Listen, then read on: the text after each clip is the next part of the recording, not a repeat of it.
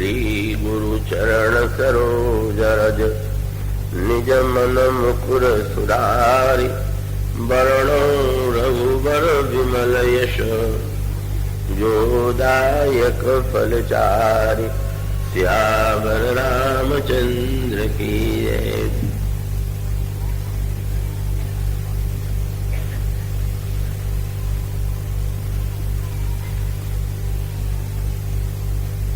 तीन काल त्यों लोका भय नाम जप जीव विशोका वेद पुराण संत मत हो सकल सुकृत फल राम स्नेहो ध्यान प्रथम जुग मख विधि दूजे द्वापर परितोषत प्रभु पूजे कलि केवल मल मूल मलीना पाप पयो निधि जन मन मीना नाम काम तरु काल कराला सुमिरत समन सकल जग जाला राम नाम खली अभिमत दाता हित परलोक लोक पितु माता नहीं कलि करम न भगति विवेको राम नाम अवलंबन एको काल नेमि कलि कपट निधानु नाम सुमति समरथ हनुमानु राम नाम नरकेसरी कनक कसिपु कलिकाल जापक जन प्रहलाद जिमि पाली दली सुरसाल।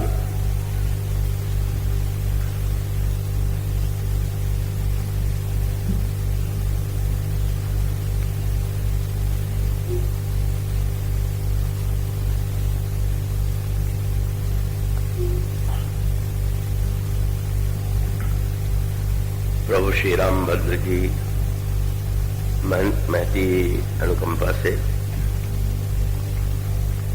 वह सप्तदिवसीय सत्र जिसमें प्रभु के मंगलमय नाम की महिमा का यत्किंचित वर्णन किया गया आज समापन की दिशा में बढ़ रहा है। आप सबने जिस स्नेह से समादर और श्रद्धा से इस प्रसंग को सुना है उस समय बड़ा भावाभिभूत हूँ। प्रारंभ में जब नाम महिमा की बात प्रसंग की कही गई थी तो मुझे यह किंचित संकोच था क्योंकि नाम महिमा का प्रसंग चरित्र का प्रसंग समझने में कुछ अधिक सुविधा होती है, किंतु आप लोग जिस तरह निरंतर आपकी संख्या बढ़ती गई, आपकी भावना बढ़ती गई, उससे यही सिद्ध हुआ कि सचमुच मेरा ही संदेह निरर्थक था। आप सब सचमुच जिज्ञासु हैं और तन्मयता और एकाग्रता से सुन करके उसका आनंद ले सकते हैं। तो इसके लिए मैं आप सबके प्रति आभार प्रकट करता हूं। अभी आदरणीय श्रीनिवास जी ने, आदरणीय तिवारी जी ने, स्नेहास्पद श्री विनीत जी ने जिन शब्दों में मेरा अभिनंदन किया या कृतज्ञता प्रकट की, उसके लिए मैं उनका सबका बड़ा आभारी हूँ। कितने का वो जो उनकी प्रशंसा थी श्रीनिवास जी ने जब की तो प्रशंसा मुझे बिल्कुल सही लग रही थी, पर इसलिए नहीं कि वह मैं बोल रहा था। मैं जानता था कि वह यंत्र बोल रहा था, तो अगर ये कहा जाए कि ये माइक बहुत अच्छा है, उसका भी एक महत्व तो होता ही है। तो अब उसके नाते उसको तो क्या ये होना भ्रम हो जाना चाहिए कि सचमुच वो जो कुछ कहा गया वो उसकी कही गई बात है। तो सचमुच वो मेरे लिए कविता नहीं है, सत्य है कि वो प्रभु ही किस तरह से इस व्यक्ति को यंत्र बनाकर एक कार्य ले रहे हैं, उसका प्रतिक्षण जो अनुभव मुझे होता है तो वो मुझे अभिमानी तो बनने ही नहीं देता है। कृतज्ञता की भावना से ही हृदय भरा रहता है। फिर भी निमित्त को आपने आदर दिया, इसके लिए हम इन सब के प्रति अपना कई कृतज्ञता ज्ञापन करते हैं। और हमारे जिस परिवार के माध्यम से यह आयोजन संपन्न हो रहा है पिछले 9 वर्षों से, और विनीत जी ने उसको एक बहुत बढ़िया काव्यात्मक रूप दिया कि नवमी को ही राम जन्म होता है, तो यहाँ राम नाम की महिमा का जन्म हुआ। तो सचमुच ये तो एक संयोग की बात थी। तो ये जो परिवार है एक बड़ा संस्कारी भक्त हृदय, और वो सभी बंधु, पूरा परिवार, वो महिलाएं और पुरुष सब के सब, आदरणीय श्यामाबाई जी, इनसे मेरा परिचय अत्यंत जब मैं बालक ही था तब से है, का उनके उस पितृ परिवार से जिसका प्रतिनिधित्व वल्लभ भैया करते हैं, उस परिवार में, उस घर में मैं बहुत बाल्यावस्था में रह चुका हूँ। और फिर उनके जो सुपुत्र हैं नारायण भैया, जय भैया, श्री प्रयाग जी, शिव जी, अशोक जी, उन सब ने जिस प्रेम तन्मयता से और जिस भावना से मेरे प्रति सेवा भावना और मेरे प्रतिक्षण इच्छाओं की पूर्ति के लिए संलग्न रहते हैं, उसे भी मैं प्रभु की कृपा का ही परिणाम मानता हूँ। यह होना भी केवल प्रभु की कृपा से ही संभव है, और प्रभु ने इसके लिए उन्हें निमित्त बनाया। तो इसके लिए कब वस्तुतः वो धन्य है, और उस परिवार के प्रति मैं हार्दिक आशीर्वाद प्रकट करता हूँ, मंगल कामना करता हूँ। और साथ साथ जो महानुभाव यहाँ और बाहर से पधारे हुए हैं, कल नाम कुछ मैंने लिए थे, पर मुझे लगता है कि शायद आज नाम लेना इसलिए ठीक नहीं रहेगा कि बहुत से ऐसे नाम होंगे जो छूट ही जाएंगे। तो कभी कभी ऐसा लगने लगता है कि जैसे उन्हें मैंने बुला दिया। तो जो भी पधारे हैं बाहर से और यहाँ से, सबके प्रति मेरा हार्दिक नमन। विनीत जी ने बहुत सार संक्षेप, बहुत ही बड़ी उनकी जो शैली है वो इतनी सशक्त है, आपने समाचार पत्रों के माध्यम से पढ़ा होगा। और श्रीनिवास जी तो एक साहित्यिक विभूति है, सामाजिक कार्यकर्ता हैं, और आप सब लोग जहाँ उपस्थित हैं वो सबके सब भक्त हृदय हैं। हम आप सबके प्रति विनम्र हैं। विलंब हो गया है तो थोड़ा विलंब की भी शोभा होती है, और यदि विलंब न हो तो वैसे तो आप जानते ही हैं कि सूर्य तो नित्य समय से ही निकलता और जाता है। पर जब श्री रामनवमी हुई तो 1 महीने का दिन हो गया। तो अगर यहाँ का 1-2 घंटा 4 घंटे के बराबर हो गया हो तो उसको आप इस दृष्टि से नहीं देखेंगे कि विलंब कैसा है। यद्यपि जब मैं आदरणीय गोरेलाल शुक्ल जी को देखता हूँ तो डर जाता हूँ। वो समय के इतने निष्ठावान हैं कि एक क्षण का भी विलंब उन्हें असह्य है। लेकिन अब ये तो ब्रह्म विलंब मां तो भय मानी की बात हुई। किशोरी जी को सुवाटिका में विलंब हो गया तो मां का भय लगा। प्रभु जनकपुर देखने गए तो विलंब हो गया तो गुरु जी का भय लगा। पर भय लगने पर हुआ ही। तो शुक्ल जी का भय लगने पर वो विलंब तो क्या हो ही गया, और आज तो अत्यधिक हो गया। तो आइए आज इस विलंब में ही प्रभु के मंगलमय नाम की महिमा का यत्किंचित आस्वादन करें। प्रभु के नाम की महिमा का जो वर्णन किया गया है, तो उसे पढ़ करके कई लोगों को लगता है कि अतिशयोक्ति, ये कविता है। कविता में कोई बात बढ़ा करके कही जाती है, इसी प्रकार से महिमा को बढ़ा करके कहा गया। और कई लोगों ने नए संप्रदाय चलाए, उन्होंने ये कहा कि जिस नाम की महिमा गाई गई है वो नाम ये नहीं है, कुछ दूसरा ही। तो इसके पीछे ये भ्रम है, ये मान लिया गया कि अगर वो महिमा प्रत्यक्ष रूप से दिखाई नहीं देती है अधिकांश व्यक्तियों के जीवन में, तो सही नहीं होगी। ऐसा नहीं, का वस्तुतः नाम की महिमा का अनुभव करने के लिए अगर हम गहराई से उस नाम की महिमा का अनुभव करना चाहें, तो पहले तो हमें इस भ्रम से मुक्त हो जाना चाहिए, ये कोई अतिशयोक्ति है। किंतु यह अवश्य है कि उसकी अनुभूति जो होती है, जिसका सूत्र कल आपके सामने प्रस्तुत किया गया था, कि जब गोस्वामी जी ने भगवान शंकर से लेकर महर्षि वाल्मीकि और महर्षि वाल्मीकि के पश्चात स्वयं अपना का उन्होंने उन सबके नाम का स्मरण तो किया ही, पर वो तो पुरातन युग के व्यक्ति थे।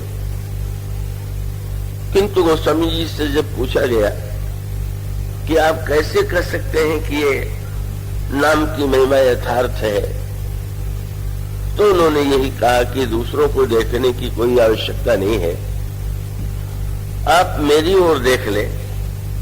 और तब उन्होंने यही कहा कि राम नाम को कल्प तब कल कल्याण निवास।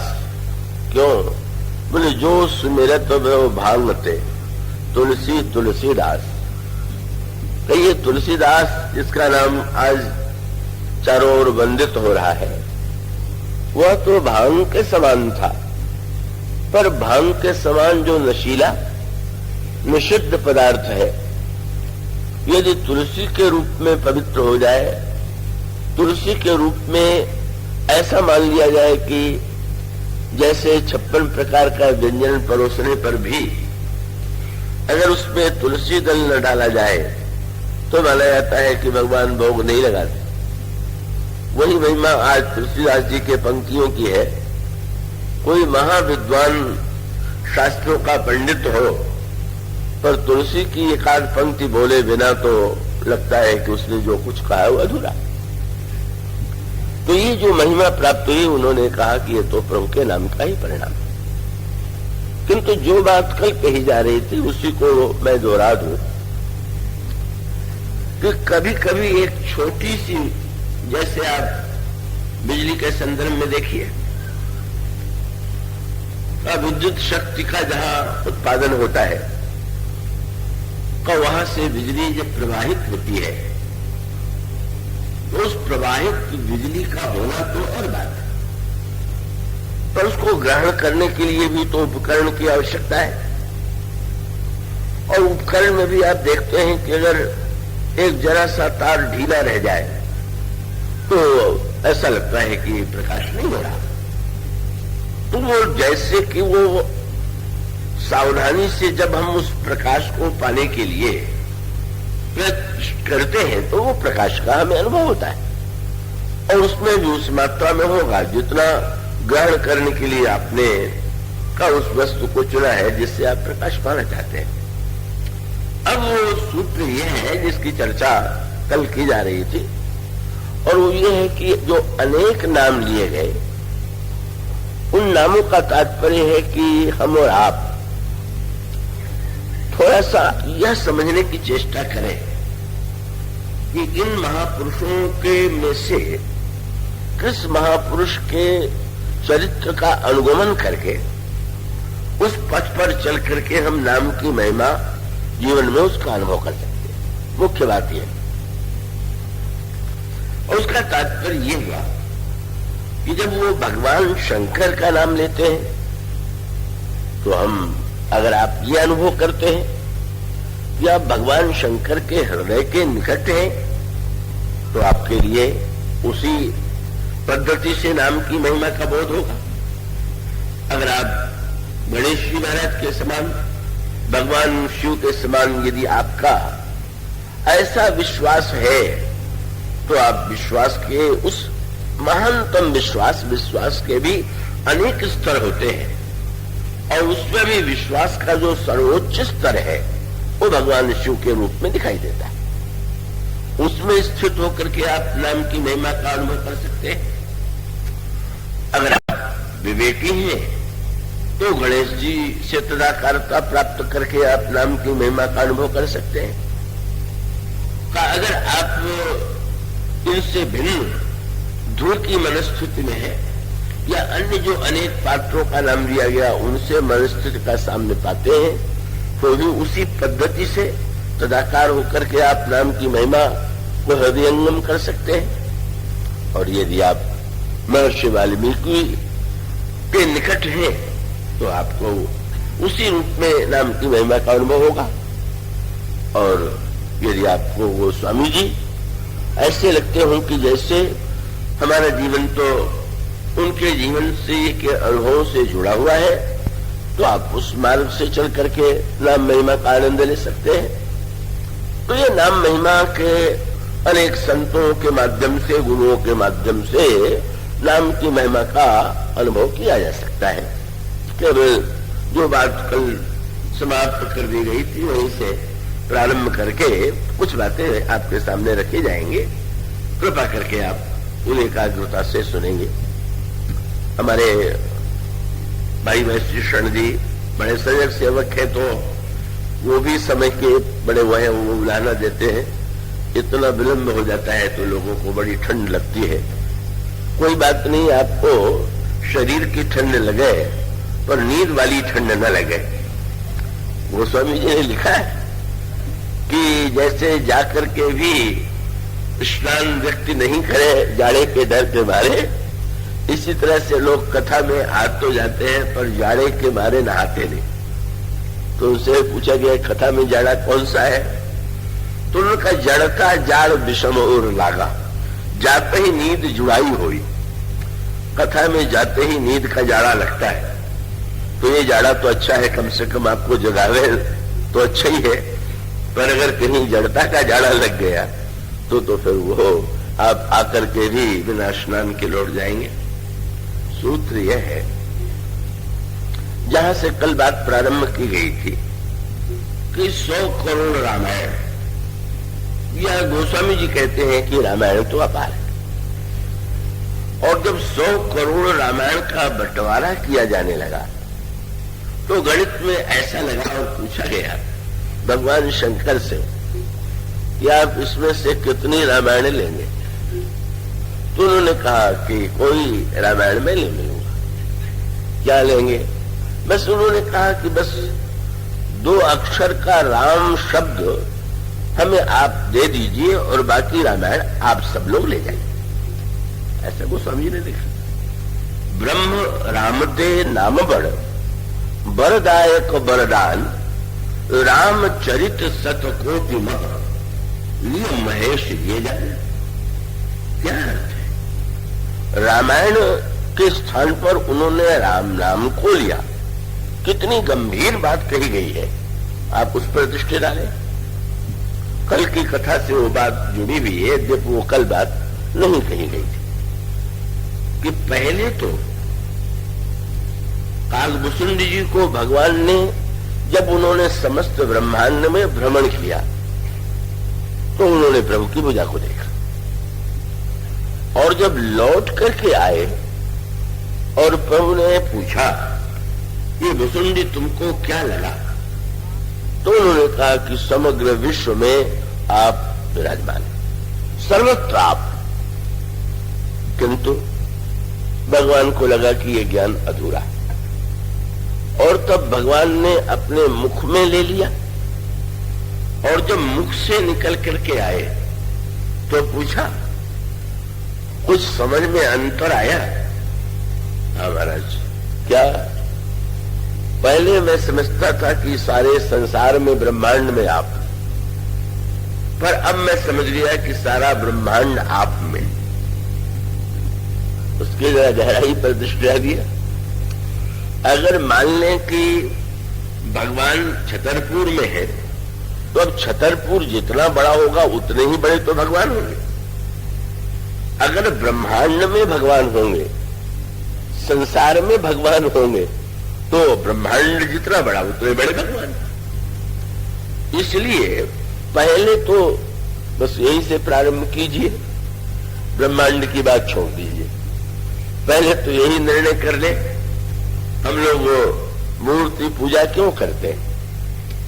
ये मूर्ति पूजा इतनी विलक्षण वस्तु है, कई लोग इसकी महिमा को ठीक ठीक समझ नहीं पाते। कई बार लोग क्या करते हैं कि जो उच्च कोटि के व्यक्ति होते हैं और उनको मूर्ति की आवश्यकता नहीं है, वे मूर्ति पूजा नहीं करते, और जो साधारण प्रथम कक्षा वाले हैं वे मूर्ति पूजा करते हैं। ये बात बहुधा कही जाती है और लोगों को सही भी प्रतीत होती है, पर वस्तुतः आप गहराई से विचार करके देखिए। अगर ये सत्य है तो आप रामायण में पढ़ते हैं कि रावण भगवान शंकर के मूर्ति की पूजा नहीं करता था। स्वयं शंकर जी चैतन्य रूप से उसके यहां आते थे। और ये भी आप जानते हैं कि भगवान राम ने समुद्र पार करते हुए शंकर जी की मूर्ति की पूजा की। तो इसका अर्थ हुआ श्री राम पहली कक्षा के विद्यार्थी है और रावण जो है वो अंतिम स्थिति में पहुंचा हुआ व्यक्ति है। ये न समझ पाने के कारण ही ऐसी हास्यास्पद बातें लोग कहते हैं। मूर्ति पूजा प्रथम कक्षा भी है और कक्षाओं की भी चरम सीमा में भी वो सबसे अंतिम कक्षा भी है। और उसका तत्व क्या हुआ कि जब रावण मूर्ति पूजा नहीं करता तो क्यों नहीं करता? गोस्वामी जी ने कहा कि उसने शंकर जी से यही कहा कि महाराज जी, मैं तो राज कार्य में बड़ा व्यस्त रहता हूं, आप ही आकर के पूजा ले जाया करिए। तो बड़े कौतुकी हैं शंकर जी, चले आते थे। ब्रह्मा से उसने कह दिया आप वेद के सबसे बड़े ज्ञाता है, पर उसका सबसे बड़ा उपयोग तो मुझ जैसे महापंडित की राजसभा में ही है। आप आके वेद पाठ कर जाया करिए। शंकर जी नित्य पूजा लेने आते थे, ब्रह्मा वेद पाठ करते थे। नवग्रह की सीढ़ियों पर बड़ी विलक्षण कल्पना रावण के विषय में है कि सिंहासन पर चढ़ने के लिए उसने कहा कि इन सीढ़ियों की आवश्यकता नहीं है, मैं तो नवग्रह की सीढ़ी पर पैर रख के चढ़ूंगा। पर वो लोग ग्रह दशा से संत्रस्त रहते हैं, पर वो कहता है कि ये ग्रह तो मेरे पैरों के नीचे दबे हुए हैं, ऐसा जिसका अतुलित विस्तार हो। तो वो एक चित्र रावण का है और दूसरा चित्र श्री राम का है, और वो ये है कि भगवान राम समुद्र के किनारे का बस बंदरों से कहते हैं कि करी हो यहां संबुथापना, मोरे हृदय परम कल्पना। मैं चाहता हूं कि भगवान शंकर की पूजा करूं। सत्य तो ये है कि रावण न तो वेद पाठ सुनता था, न शंकर जी की पूजा करता था। उसके देवता तो अहंकार थे, वो अभिमान की पूजा करता था। और अभिमान की पूजा मैंने रावण को भी वही शायद रोग लग गया होगा जो आजकल कई बुद्धिमानों को लग गया है। ये मूर्ति पूजा तो साधारण लोगों के लिए है। अब ये सब लोग जो करते हैं, मैं भी वही मूर्ति बना के पूजा करूं तो मेरी क्या विशेषता? विशेषता उनको अपनी दिखाई देनी चाहिए। जिसकी पूजा करते हैं उसकी विशेषता का कोई अर्थ नहीं, और उसका परिणाम एक रूप है। मूर्ति पूजा का तत्व ये हुआ, आप जब मूर्ति की पूजा करते हैं तो पहली कक्षा की दृष्टि से भी ठीक है, ईश्वर सर्वव्यापी है, लेकिन ये वाक्य दोहराना तो सरल है, पर दोहराने के बाद सचमुच ये अनुभूति में आना तो सरल नहीं है। तो उसका प्रारंभ मान लीजिए एक मूर्ति से कर लीजिए, ठीक है, पहली कक्षा भी उसे मान लीजिए कि जैसे पाठशाला के विद्यार्थी को पढ़ाया जाता है तो चित्र के द्वारा माध्यम से उसको पढ़ाया जाता है। आप कह सकते हैं कि मूर्ति के माध्यम से व्यक्ति की साधना प्रारंभ होगी, किंतु जब आप चरम सीमा पर पहुंचेंगे, वो तो आपने वहां से अभ्यास किया और करिए, पर करते करते आपको अंत में क्या लगेगा? अंतर यही है कि जब भगवान राम से पूछा गया कि मेरा शंकर जी तो बिना निमंत्रण के ही आपके यहाँ जन्म होता है तो पहुंच जाते हैं, और वो अयोध्या की गलियों में घूम करके आनंद लेते, विवाह हुआ तो अपने आप आकर के विवाह और घोड़े पर बैठे हुए दूल्हे के रूप में आपको देख करके गए। जब शंकर जी निरंतर आपकी लीला में सम्मिलित होने के लिए व्यग्र रहते, तो क्यों न हम जाकर के शंकर जी को निमंत्रण दे आवे कि चलिए समुद्र के किनारे प्रभु आपकी पूजा करेंगे। प्रभु ने जो उत्तर दिया वही मूर्ति पूजा का अंतिम तत्व। और उन्होंने ये कहा कि अगर मैं ये मानता होता कि भगवान शंकर एक देशी है तो मैं उन्हें बुलाता, पर मैं जानता हूं कि जब वो सर्वव्यापी है तो जहां मैं उनकी पूजा करूंगा उनकी ही पूजा होगी। तो एक बार माना आपने और दूसरी बार जाना। प्रारंभ में मूर्ति पूजा की जाती है मान करके और अंत होता है जान करके। पहले आपने माना कि मूर्ति में भगवान, और अंत में आपने सचमुच जान लिया कि भगवान तो जो चेतन दिखाई दे रहा है उसमें ही नहीं, जो जड़ प्रतीत हो रहा है वहां पर भी साक्षात विराजमान है। इसलिए वस्तुतः रावण अज्ञानी है, तो वो नाम तो लेता है शंकर जी का, पर वो केवल अभिमानी है, और वो भगवान शिव की सर्वव्यापकता के तत्व का जीवन में अनुभव नहीं करता है। भगवान राम और श्री सीता जी दोनों ने आपने ध्यान दिया, पहली कक्षा में मान लीजिए सीता जी भी जब जाती है पुष्प वाटिका में तो मूर्ति पूजा ही करती, तो हमारे तो दोनों आराध्य जो है वो मूर्ति की ही पूजा करते। कृष्ण किशोरी जी पूजन करती है पार्वती जी की मूर्ति का, भगवान राम पूजन करते हैं शंकर जी की मूर्ति का, पर उसका दोनों का तत्व एक है। पर भगवान शंकर से जब पार्वती जी ने पूछा कि बड़ा आश्चर्य है, भगवान श्री राम ने आपको बुला करके पूजन किया होता तो आप तो बड़ी प्रसन्नता से जाते, आप क्यों नहीं, आपको बुलाया क्यों नहीं? तो शंकर जी ने हंस करके दूसरा उत्तर दिया। भगवान राम ने ये कहा कि शिव तो सर्वव्यापी है, इसलिए हम ये मान करके कि वो कैलाश में रहते हैं, मैं उन्हें बुलाऊं तब पूजा पूरी होगी, इसकी आवश्यकता नहीं।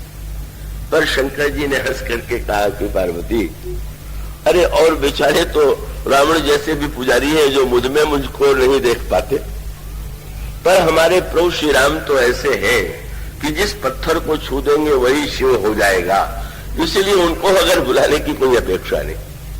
उसका तात्विक अभिप्राय है कि ब्रह्म जो है वो है तो सर्वव्यापी, पर उसको हम प्रारंभ करते हैं वहां से और अंत भी वहीं से। मूर्ति पूजा का प्रारंभ कहां से होता है?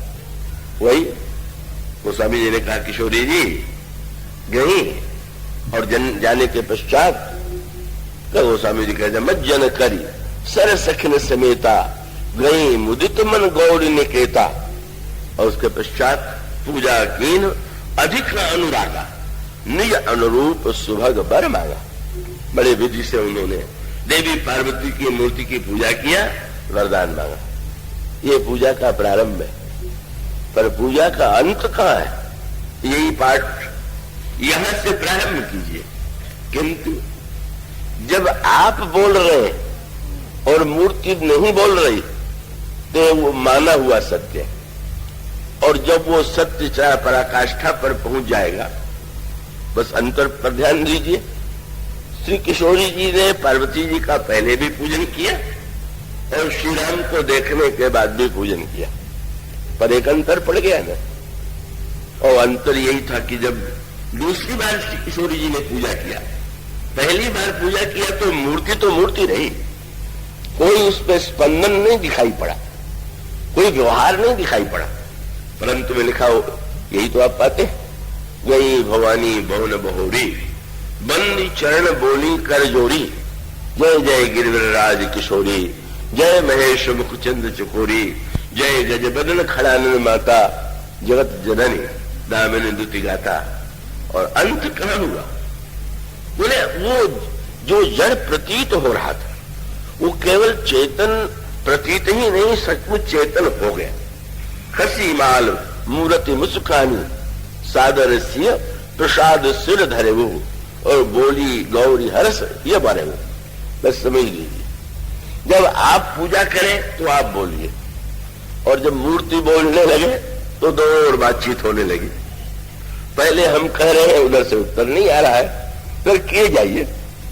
कब होगा? किसी दिन जब वो श्री किशोरी जी के लिए तो तत्काल ही हो गया, कुछ क्षणों के बाद ही हो गया, और उसका वास्तविक तत्व ये है, फिर वही सूत्र कि भगवान ने भुसुंडी को अनुभव कराया, ब्रह्मांड मैं हूं, ये तो अधूरा सत्य है। एक तुमने पहले ये माना कि महाराज दशरथ के आंगन में जो श्री राम है वो मेरे ईश्वर है, फिर तुमने माना कि संसार जितना है उसमें हमारे राम ईश्वर है, पर सत्य ये है कि संसार में मैं नहीं, बल्कि मैं ही सारा संसार जो है वो मुझ में ही है। इसीलिए वर्णन किया गया, पूछा गया कि भगवान में संसार कितना है, तो यही शब्द आपको मिलेगा उपनिषदों में, एकांशेन स्थितम जगत। उस अनंत के इतने नन्हे से भाग में ये अनंत अंत ब्रह्मांड है। जब आप ये पढ़ते हैं कि श्री राम के उदर में करोड़ करोड़ ब्रह्मांड है और रोम रोम प्रतिरागी कोटि कोटि ब्रह्मांड, तो भला सोचिए ये ब्रह्मांड कितना छोटा। मानो वह कथा ध्यान में आती है कि श्याम सुंदर ने जब एक दिन मिट्टी खा ली तो बच्चे रूठे हुए थे, जाके यशोदा मैया से उलाहना दे दिया, इन्होंने मिट्टी खाई। मां को बड़ा बुरा लगा, बालक और मिट्टी खाए तो कितना अनिष्ट होगा, क्या रोग होगा। और ये कहा कि तुमने मिट्टी खाई, तो कहले मां मैंने तो मिट्टी नहीं खाई, ये सारे तुम्हारे मित्र कह रहे हैं कि तुमने खाई, इतने गवाह हैं। तो बिना किसी संकोच के कह दिया सर्व मिथ्या विशंसिना, सब झूठे। मां का क्रोध और बढ़ गया, कितना ढीठ है। इतना नहीं कि भूल मान ले कि हाँ मैंने मिट्टी खा लिया, अच्छा नहीं खाऊंगा। ढिठाई से कहता है कि मैंने नहीं खाई, और जो कह रहे हैं कि इन्होंने खाई सब के सब झूठे। मां का क्रोध और बढ़ा तो बिगड़ करके कहा, बलराम जी वहीं पर थे, ये तुम्हारा बड़ा भाई भी कह रहा है। अब संकोच में पड़ गए। बलराम जी को झूठा कहे तो अमर्यादा और अशिष्टता होती है बड़े भाई, और अगर ये मान ले कि सचमुच ऐसा है तो तत्व में सत्यता नहीं रह जाती। तो भगवान कृष्ण ने मां से ये कहा कि अब मैं क्या कहूं, अब समक्षम पश्य में मुखम।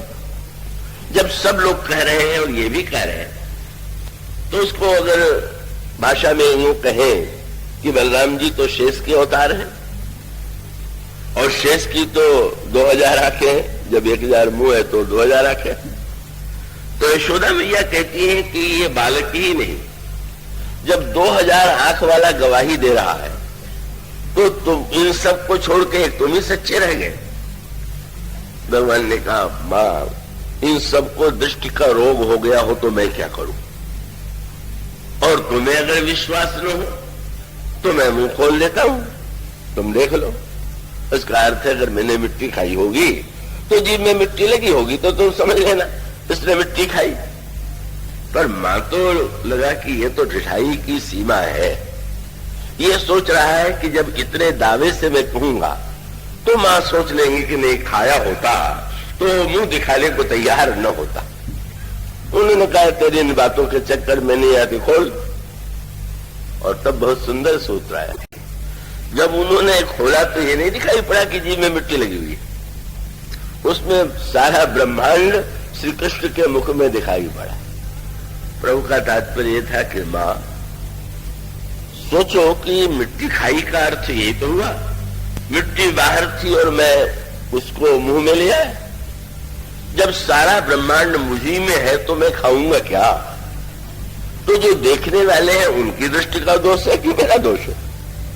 वो बेचारे जो देख रहे हैं उसको सत्य मानते हैं। मानो सत्य पर वही सूत्र है कि ब्रह्मांड में भगवान है कि भगवान में ब्रह्मांड है।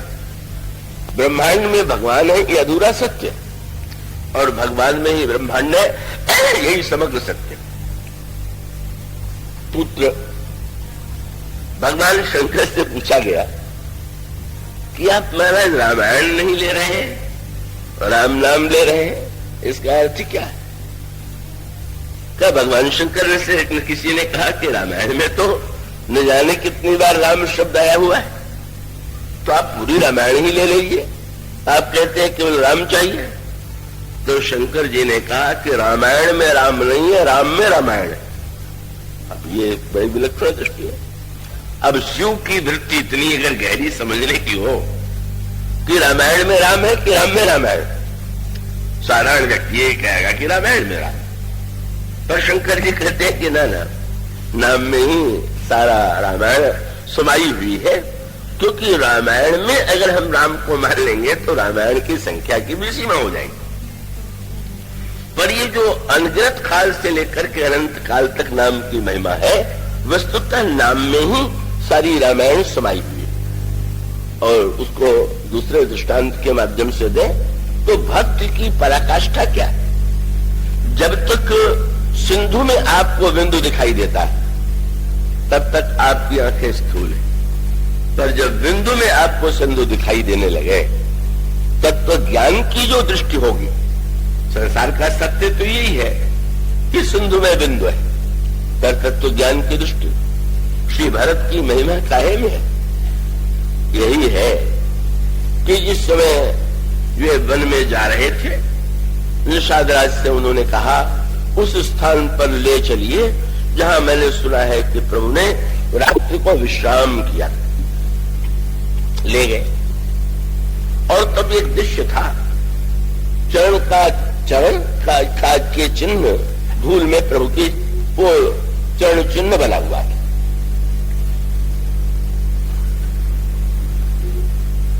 और साथ साथ बगल में ही सोने के कुछ टुकड़े पड़े हुए थे। श्री भरत जी ने क्या किया? चरण की उस चरण चिन्ह में से भी एक रेखा की धूल को उन्होंने आंख में लगा लिया। अब आप यूं सोचें कि अगर ऐसा दृश्य हमारे आपके सामने हो तो हम उसे स्वीकार भी करेंगे, तो ये मान करके करेंगे कि ये प्रभु का प्रसाद है, क्योंकि चरण की धूल ये है। किंतु आप पढ़िए और वही सूत्र है परिपूर्ण दृष्टि, जो ये चिन्ह धूल में है और ये धूल की रेखा है।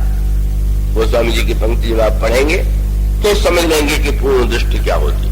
तो यही कहते हैं रज सिर धरी ही नयननी लामही और रघुबर मिलन सरिस सुख पावे, साक्षात श्री राम। अभी कौन गणितज्ञ मानेगा? वो तो कहेगा भाई शरीर का एक अंग और उस अंग में भी, पर उसका तात्विक पक्ष ये है कि जो ससीम वस्तु होती है उसमें अंश होता है, पर जो असीम है, जो पूर्ण है, उस पूर्ण का तो सब कुछ पूर्ण है, क्योंकि उसके टुकड़े हो ही नहीं सकते हैं।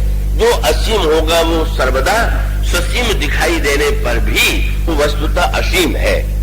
जब ससीम में असीम आपको दिखाई देने लगे, जैसा श्री भरत और सोने के टुकड़े पड़े हुए थे, वो सोने के टुकड़े कौन से थे?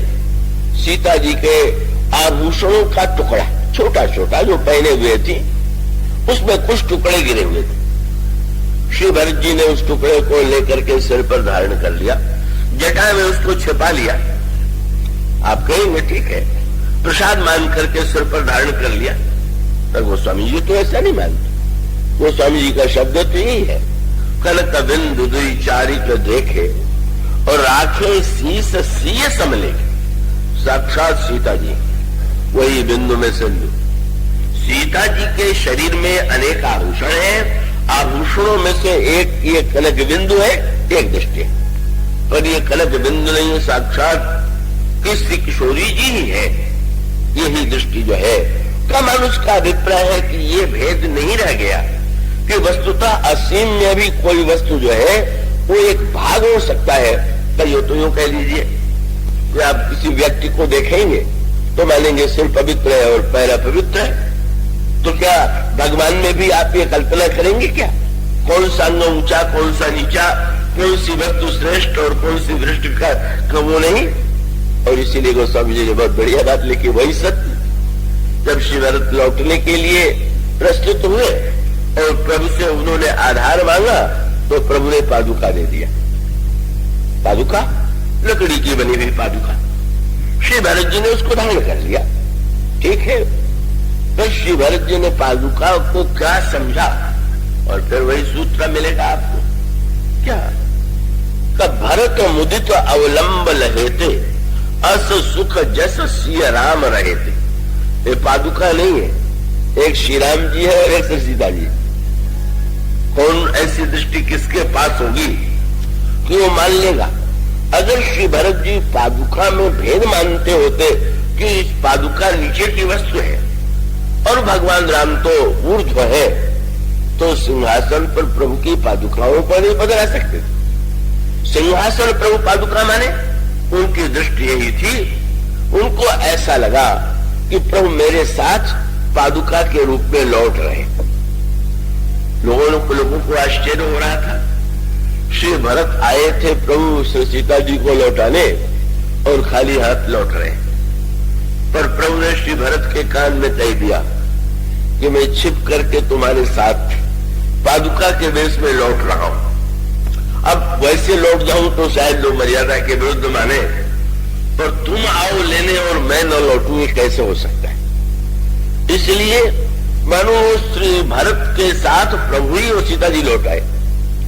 किसी ने प्रभु से कहा कि महाराज अगर दो ही रूप बनाने थे, एक रूप में आपको वन में रहना था और दूसरे पादुका के रूप में भरत जी के साथ जाना था, तो आप ऐसा कर देते कि पादुकाओं को वन में छोड़ देते और इस रूप में वहां चले जाते। प्रभु ने हंस करके कहा, मुझको देखने वाले भी बहुत कम है। पादुका में मुझे देखने की आंखें तो भरत के ही पास है। मैं अगर यहाँ पादुकाओं को छोड़ जाऊं, मैं यहाँ हूं फिर भी मुझे नहीं पहचानने वाले, और पादुका में भी जो मुझे पहचान लेता है वह तो भरत के पास ही दृष्टि है। मानो पादुका भी श्री राम, कनक बिंदु भी श्री राम, धूल भी श्री राम। कर कह सकते हैं कि कम से कम श्री राम ने छुआ तो होगा पादुका को। तो गोस्वामी जी कहते हैं भरत जी प्रणाम करते हैं, और जिसने कह दिया कि प्रभु को मैंने देखा, उनको श्री भरत जी को क्या लगता है, तेजन मनो राम समले। श्री राम तो है ही है, उनका अंग नहीं, उनके अंग की वस्तु नहीं, सब कुछ सर्वत्र श्री राम को देख लेना, यही है वो परिपूर्ण दृष्टि जो भक्त को ऐसी दृष्टि प्राप्त हो जाती है। और उसका अर्थ यही है, वो महाराज श्री जनक के पास के दूत जब महाराज दशरथ के पास गए तो महाराज श्री दशरथ प्रश्न पूछने लगे और पूछ दिया, क्या आप लोगों ने मेरे पुत्रों को देखा है? फिर एक शब्द जोड़ दिया, क्या अपनी आंखों से देखा है? फिर एक शब्द जोड़ दिया, क्या अच्छी तरह से देखा है? दूत मुस्कुराने लगे और फिर उन्होंने कहा, महाराज अपनी आंखों से देखा है, अच्छी तरह से देखा है। कैसे हम मान लें कि देखा है? और तो जो प्रमाण दिया वही उनको देखने की सच्ची दृष्टि है। उन्होंने कहा, महाराज आपके पुत्रों को जब से देखा है तब से दिखाई देने बंद हो गया है। देव देख तो बालक दो और अब न आंख तर आवत को। दो ही दृष्टि है, या तो ये प्रभु को देखने के बाद कुछ न दिखाई दे, और या जो कुछ है उसमें वही दिखाई दे। ये दो दृष्टियां, दोनों दृष्टि में से एक दृष्टि पा लीजिए।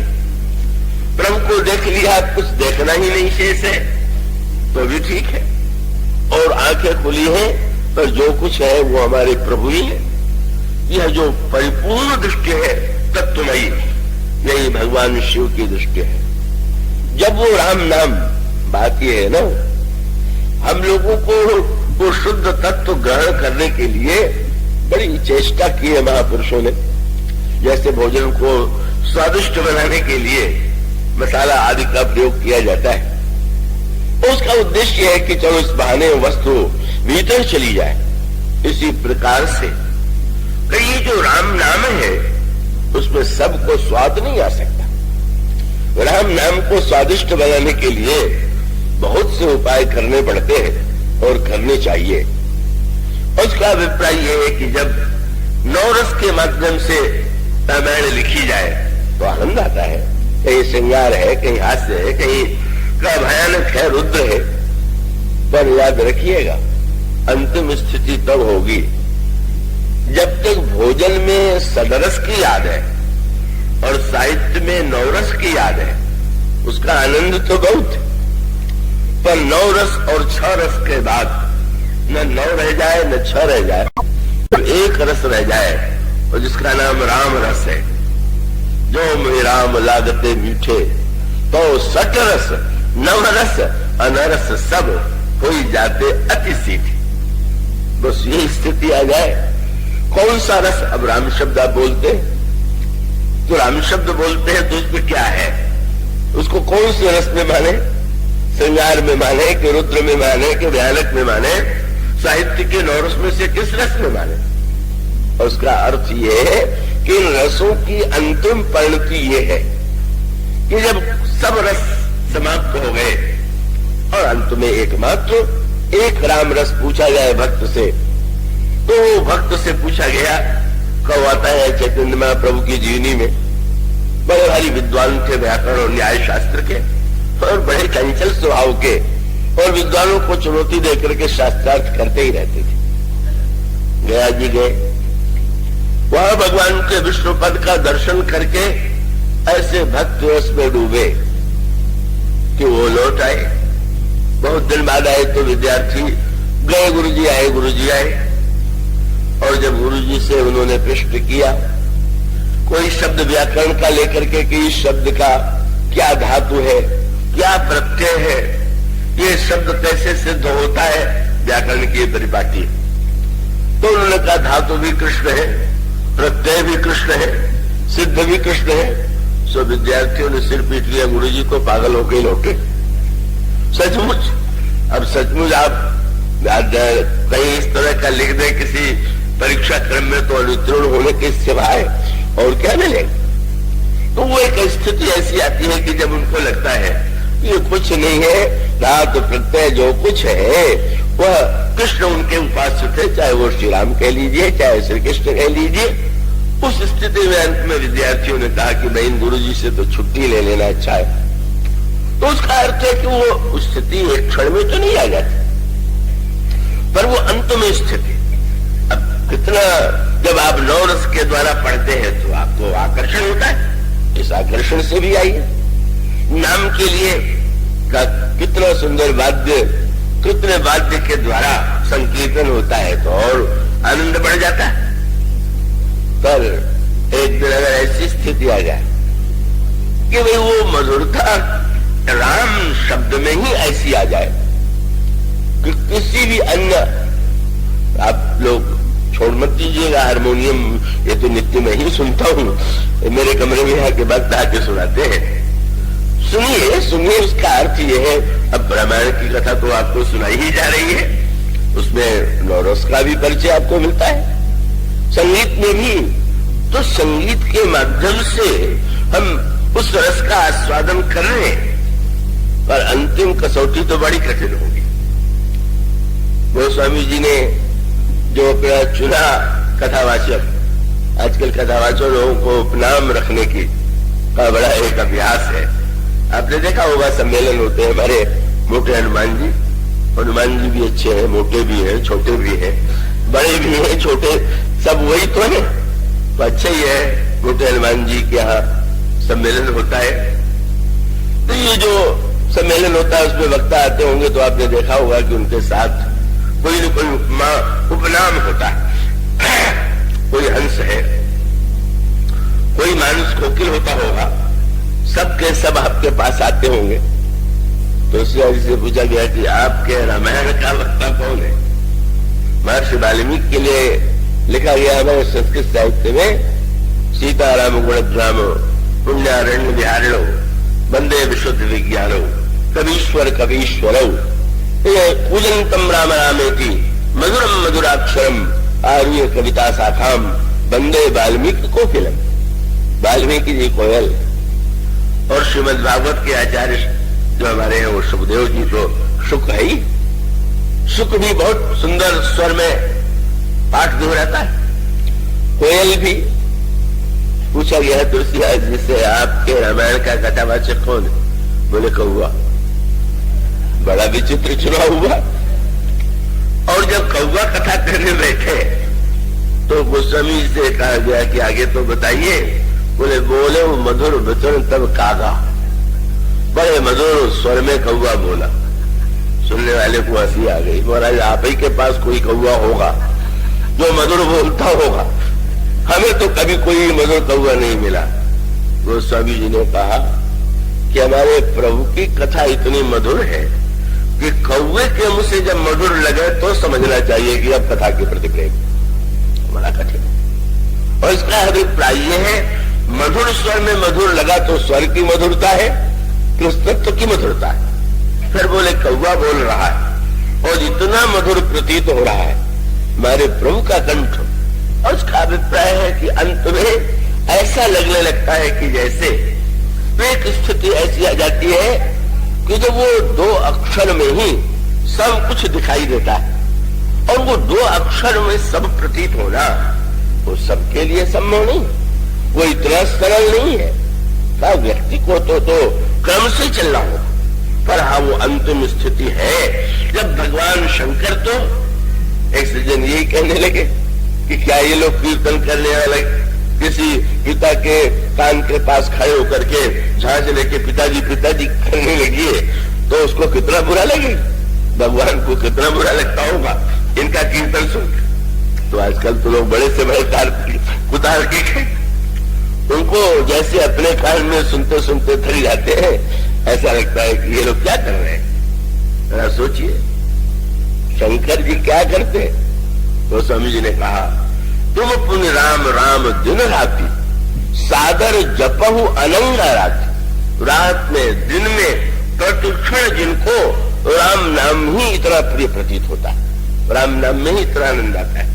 एक ही शब्द की आवृत्ति मुझे स्मरण है, कुछ वर्ष पहले भोपाल रेडियो से निर्णय किया गया कि रामायण का पाठ न रख करके, और उन्होंने कहा जो वहां के निदेशक थे कि मनुष्य बदलाव चाहता है और थोड़ा परिवर्तन हो जाए, बहुत दिनों से पाठ हो रहा है तो बिना पत्रिका हो जाए या और कुछ हो जाए पर वो पाठ बंद कर दिया जाए।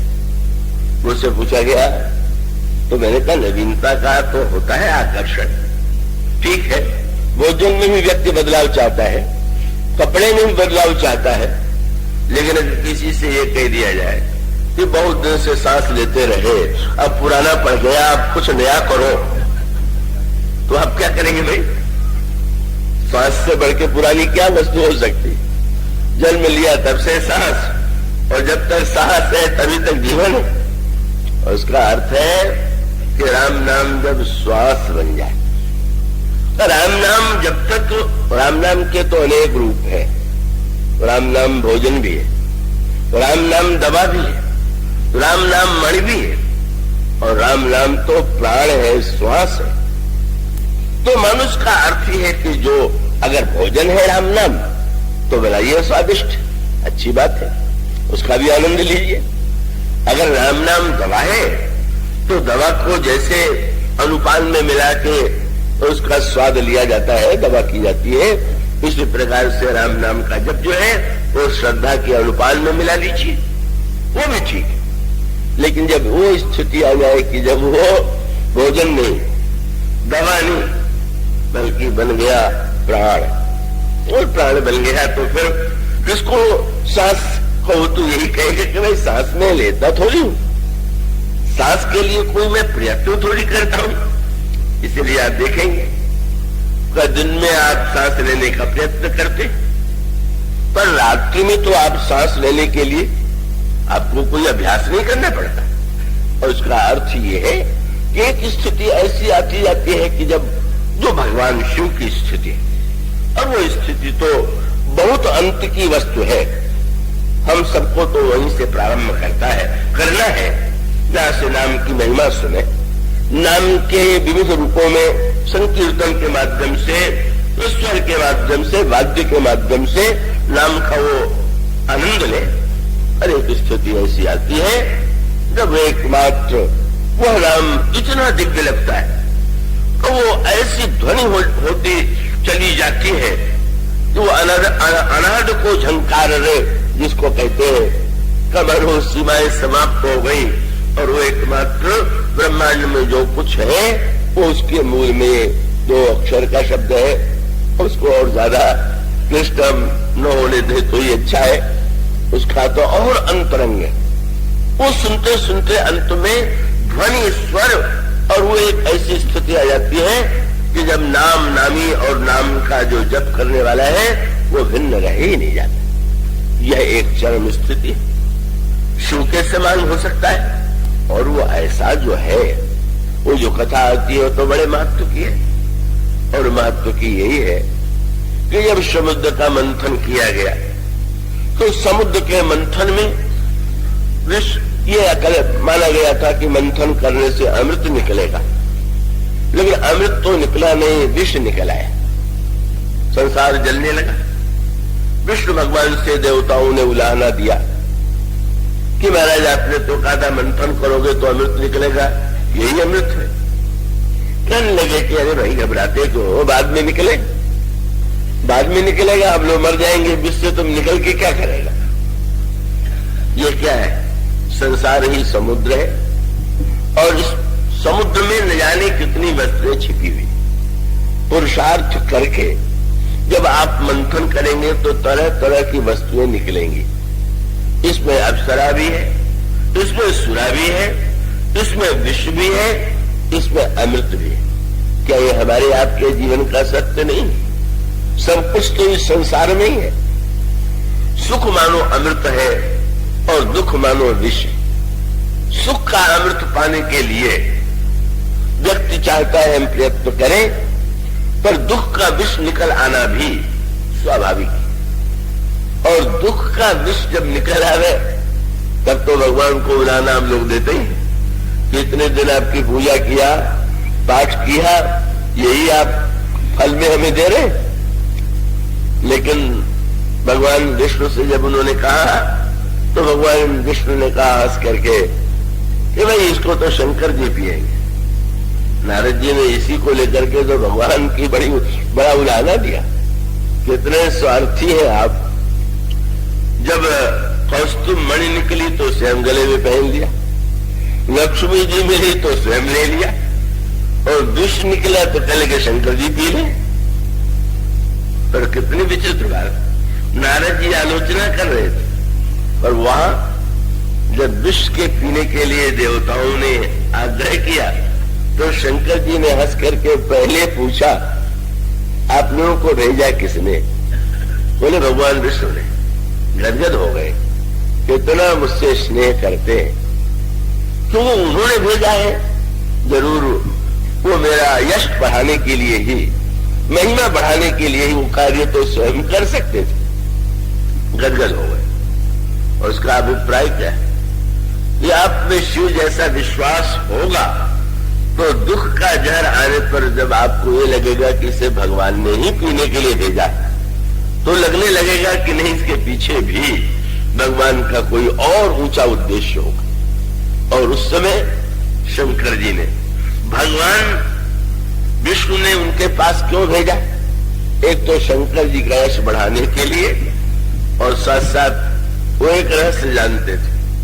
उनसे किसी ने पूछा कि महाराज आपने शंकर जी को विष पीने के लिए क्यों भेज दिया?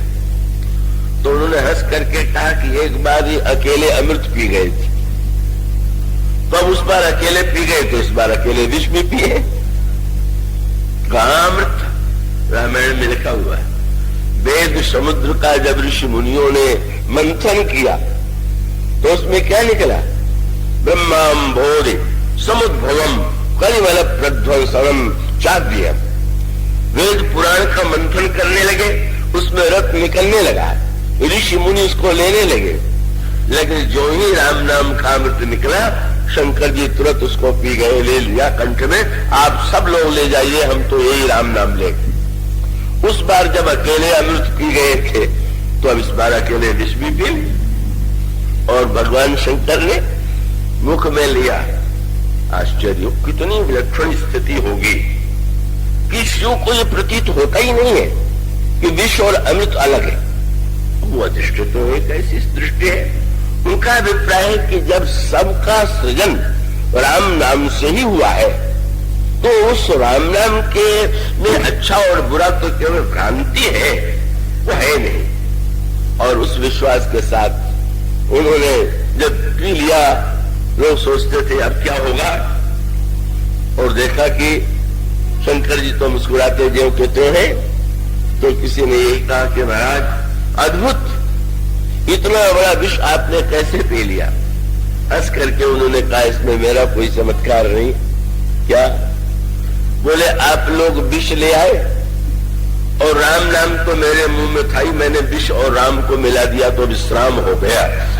तो इसमें मेरा क्या चमत्कार है? तो नाम का चमत्कार है। और साहित्य का सूत्र, शब्द कितना बढ़िया चुना गया, चाहे आराम कहिए चाहे विश्राम कहिए।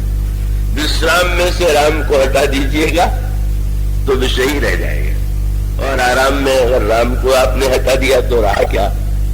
फिर आप करके बुलाते रहिए, सब बुला रहे हैं, सुख को पड़ा नहीं रहा। ऐसा जो दिव्य, जहां विश्व भी अमृत हो गया, वो मानो एक चरम स्थिति। वो स्थिति तो अंतिम स्थिति है, और वो तो अद्वितीय स्थिति है। और दूसरा उतना सरल, वो बात तो सुन करके हम आनंद से उसको हृदय में नमन करें। फिर गोस्वामी जी से किसी ने कहा कि महाराज इतना विश्वास नहीं जीवन में, इतना तत्व ज्ञान नहीं, तो उन्होंने यही कहा, अरे राम बिहारी मरा जपते बिगड़ी सुगरी बिगड़ी सुधरी कली कोकिल होकी। अरे देखो तो, जो सीधे राम नाम नहीं ले सकता था, अरे उल्टा नाम। और उसका अभिप्राय ये कि नन्हा सा बालक अगर मां से रोटी मांगे और रोटी के स्थान पर टोटी कहे, तो मां व्याख्या थोड़ी करेगी कि टोटी क्या होती, वो तो अर्थ ले लेगी कि अरे तो रोटी चाहता है। इसी प्रकार से कहा तो नसाई हो ही की रिझत राम जान जन दीजिए की। कहने में अशुद्ध हो जाए पर हृदय में भाव है तो प्रभु प्रसन्न हो जाते हैं। बस ये मान लीजिए कि वाल्मीकि ने, जैसे बच्चे उल्टा पलटा जैसा भी बोलते हैं, उसको तो मां हंस करके उसी रूप में स्वीकार कर लेती है। इसी प्रकार से जाने दीजिए भगवान शिव का वो तत्व ज्ञान, जाने दीजिए गणेश जी की वो दिव्य अक्षर तत्व का बोध। और अगर राम नाम को हम सचमुच जैसे बालक माँ को जिस भाषा में भी पुकारता है, उस रूप में हमें अनुभव होने लगे कि ये नाम तो हमारी माँ है, और इन नाम को हम पुकार रहे हैं, तो चाहे उल्टा पुकारिए चाहे सीधा पुकारिए।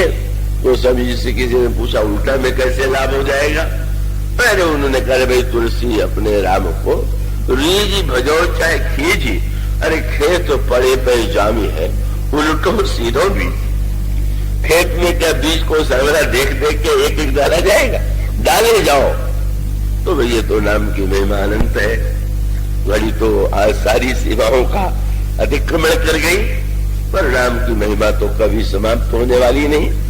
जब भगवान नहीं गा सकते, राम ने सके नाम गुण गाई।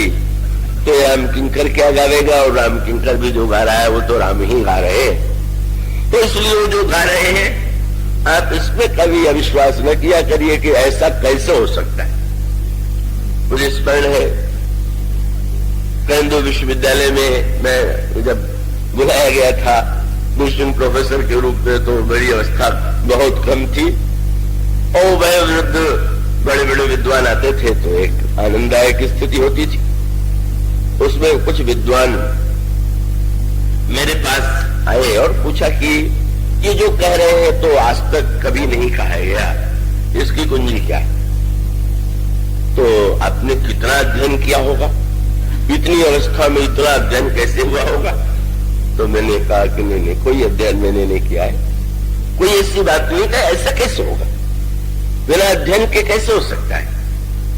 तो मैंने यही कहा कि भाई अगर किसी से आप पूछें कि रुपया कैसे मिलता है, तो व्यापार से उसने कमाया होगा तो व्यापार की पद्धति बता देगा, नौकरी से कमाया होगा तो नौकरी कैसे की जाती है बता दिया जाए।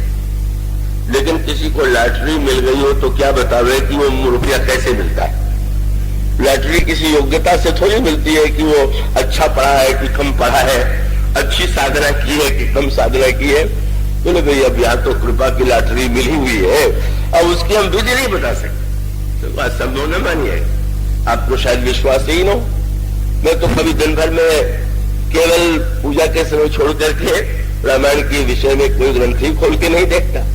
कई बार मुझसे लोग पूछते हैं रामायण का ज्ञान कैसे हो? भाई अध्ययन, परिश्रम, प्रार्थना। ऐसे जने कहा आप तो कभी हमको पढ़ते नहीं दिखाई देते। तो मैंने कहा लॉटरी वाले की नकल नहीं करनी चाहिए कि अब एक को मिल गई है तो आप कहें कि अब सब काम काज छोड़ करके हम भी लॉटरी से ही पाएंगे। उसका अभिप्राय कि ऐसा भी होता है, वो कोई आश्चर्य न मान लीजिए। ये मत कह दिया करिए कि ये तो संभव नहीं। जो आपको संभव नहीं लगता है वो भी कृपा से संभव हुआ चलता है। उसको मैं तो जीवन में प्रतिक्षण अनुभव करता हूं। मत भ्रम में पड़िए कि उल्टा नाम जपने से कल्याण वाल्मीकि का नहीं हुआ होगा। वो स्वामी जी ने, वाल्मीकि जी ने, और वो जिन्होंने कृपा के द्वारा उस नाम को जिस रूप में पा लिया वैसी महिमा कही। जैसे भी आपको अच्छा लगे, जो आपको युक्त लगे उस रूप में राम नाम हम लोग ले। धन्य हो। इन शब्दों के साथ इन बंधुओं के प्रति और आप सबके प्रति आभार प्रकट करता हुआ, आशीर्वाद देता हुआ विराम देता हूं। और उसी दोहे के साथ जिसमें समाप्ति तो कथा की काव्यसुंदरी जी ने भी यही कर करके किया कि जा सुनाम भव भेषज हरण घोर त्रैशूल सो कृपालु मुनि तो ही पर रहु सदा अनुकूल।